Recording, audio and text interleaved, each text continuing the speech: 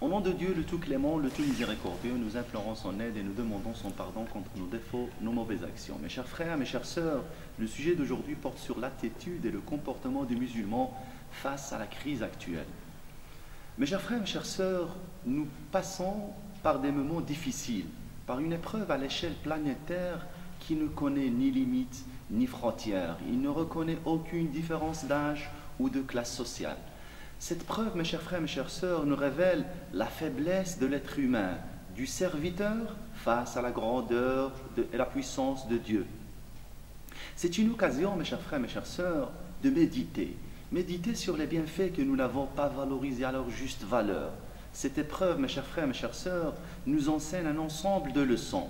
C'est ainsi que l'affaire du croyant et de la croyante est toujours bénéfique. Et ces leçons les éduquent et lui permettent d'en sortir encore plus fort. Donc, comment gérons-nous cette épreuve selon la vision coranique et selon la tradition prophétique? Premièrement, mes chers frères, mes chères sœurs, et avant toute chose, nous devons toutes et tous nous protéger et prendre les mesures nécessaires pour protéger les personnes autour de nous.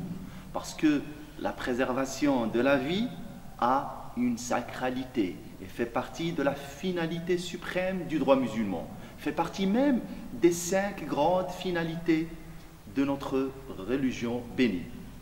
Deuxièmement, mes chers frères, mes chères sœurs, la notion de tawakkul, qui signifie la remise confiante en Dieu, se remettre à Allah ou à Dieu en toute conscience et en toute certitude, ne veut nullement dire le délaissement des causes.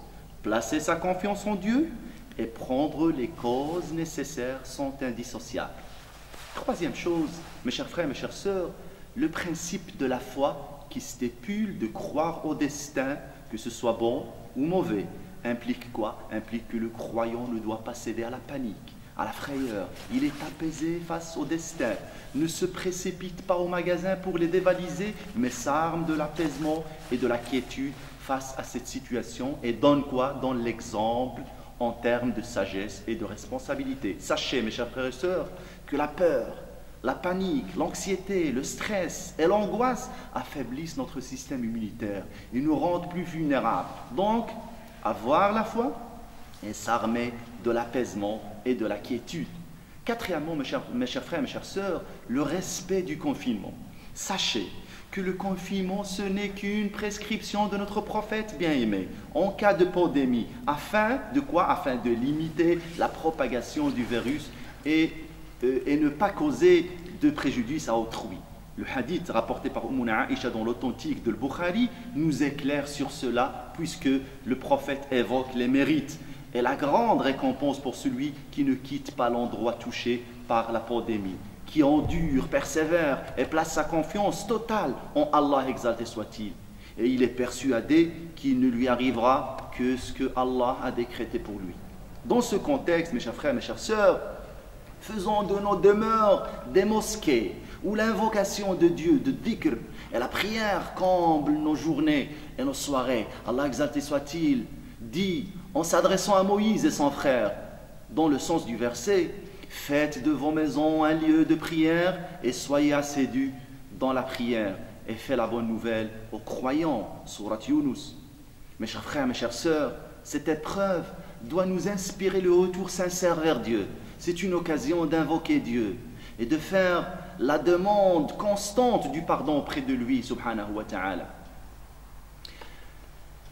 Dieu dit à notre bien-aimé Muhammad sallallahu alayhi wa sallam: mais Allah ne saurait les châtier tant que tu te trouves parmi eux. De même, il ne saurait les punir tant qu'ils demandent son pardon. C'est une occasion, mes chers frères, mes chères sœurs, d'établir un bien sincère, un bilan sincère de nos actes et de nous méditer profondément sur le sens de notre mission sur cette terre en tant que khulafa vicaires d'Allah sur sa terre. Sixièmement, cette crise et cette épreuve nous apprend à mettre en pratique nos principes de l'union, l'entraide, la solidarité, la fraternité. Le vrai croyant est celui qui aime pour l'autre ce qu'il souhaite pour lui-même, comme nous l'a conseillé le prophète Muhammad sallallahu alayhi wa sallam. Aussi, nous devons en aucun cas céder à la désinformation au pessimisme. Nous devons vérifier toute information avant de la partager, et notamment en cette période qui se caractérise par beaucoup d'informations mensongères, et pire encore, des hadiths qui circulent sur les réseaux sociaux qui n'ont aucune authenticité et qui ont été attribués faussement à notre prophète Mohammed sallallahu alayhi wa sallam. Soyez vigilants, mes chers frères, mes chères sœurs. Le prophète nous dit, pour nous mettre en garde, celui qui ment sur moi volontairement, qu'il s'attende au châtiment de l'enfer. Aussi, nous savons tous, grâce à nos textes authentiques, qu'avec chaque maladie que Dieu envoie sur terre, il envoie également le remède. Et par cette occasion, mes chers frères et sœurs, nous saluons vivement le corps médical et nous leur présentons notre gratitude. Puisse Dieu les aider, les récompenser humblement pour leur sacrifice et leur abnégation qui font pour la population. Le prophète Mohammed sallallahu alayhi wa sallam a dit, celui qui ne remercie pas les gens n'a pas remercié Allah.